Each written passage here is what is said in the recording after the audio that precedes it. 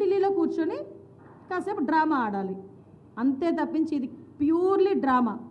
ఎంత డ్రామా అంటే అవతల కూడా నమ్మలేనట్టుగా ఉన్న డ్రామా. కనీసం సినిమా చూసినంతసేపు అయినా 2.5 గంటలు అక్కడ ఏదో జరుగుతుందన్న విషయంలో మనం నమ్మి ఒక మెస్మరైజ్ అయ్యి చూస్తాం ఒక సినిమా చూసిన. కానీ మా నోడు చేసే ఆ సినిమా ఎలా ఉందంటే ఇదంతా ఏదో సెట్టింగ్ సినిమా అన్నట్టుగా ఉందన్నమాట పరిస్థితి.